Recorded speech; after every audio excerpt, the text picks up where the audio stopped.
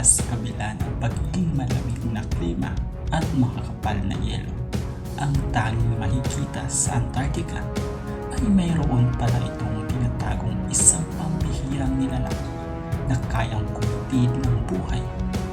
Ito ay ang isang aktibong bulkan na tinatawag na Mount Erebus. Ano kaya ang magiging papel ng Mount Erebus sa Antarctica?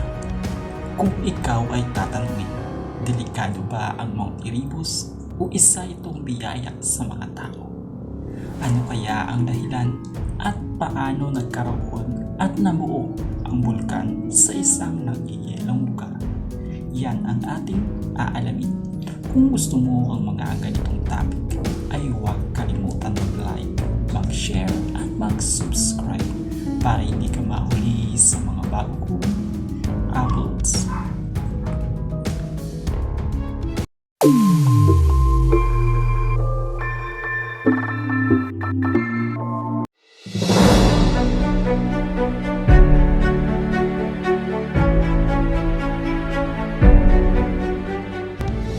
Ito ang Mount Erebus.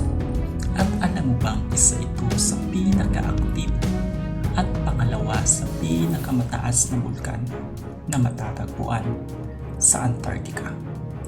Sino ang mag-aakala na sa kabila ng pagiging malamig at nababalutan ng mga kapal na yelo ang bansang Antarctica ay may nabubuhay pala itong isang umaabot at delikadong bulkan? Ayon sa pag-aaral, ang bulkan na ito ay naging aktibo mula pa ng 1.3 million years hanggang sa kasalukuyang panahon. Ang huling naitala ng sabog ng bulkan ay noong 2011 at noong 1979 na ang eroplano ng New Zealand na pinangalanan Flight 901 ay aksidenteng bumagsak sa Mount Erebus at kumitil ng nasa 257 tao. At noong 1990s ay nagulat ang mga researcher o mga mananaliksik sa kanilang natuklasan sa Mount Erebus na kung saan ito ay naglabas ng gases at maliliit na gold crystal. Sa tansya ng mga mananaliksik, ito ay mayroong 20 to 60 micrometers na laki na halos umaabot sa 80 grams. Napaka-imposible at misteryoso nga ang Mount Erebus dahil sa pagkakaroon nito ng hindi pagkakatulad sa mga ordinaryong bulkan. Marami ang mga nagsasabi na lubhang mapinsala at delikado ang bulkan, lalo na taon na ang binibilang nang huli itong sumabog at nagbigay ng pinsala sa mga lugar na malapit dito. Ang pagkakatuklas sa Mount Erebus.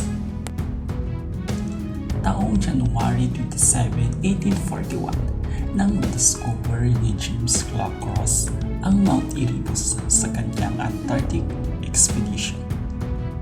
Pinangalanan itong Mount Erebus hango sa ibig sabihin ng Greek mythology na dark region in Hades o the son of the god Caius.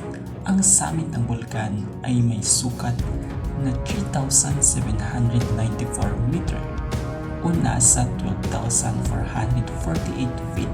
Ayon sa mga mananaliksik, ang Mount Erebus ay hindi ito isang normal na bulkan o isang simpleng bulkan lamang, dahil ang Mount Erebus ay matatagpuan sa Ring of Fire na kung saan isa ito sa mga pinaka-aktibong bulkan sa buong mundo. Kaya naman, mahigpit na itong binabantayan at patuloy pa rin itong pinag-aaralan ng mga mananaliksik, mula sa pagmamasid at pagmomonitor sa mga nagiging activity ng bulkan, dahil paminsan-minsan ay nagkakaroon ng mga maliliit na pagsabog. Ito ay dahil na rin sa lokasyon nito talagang nagkakahanga.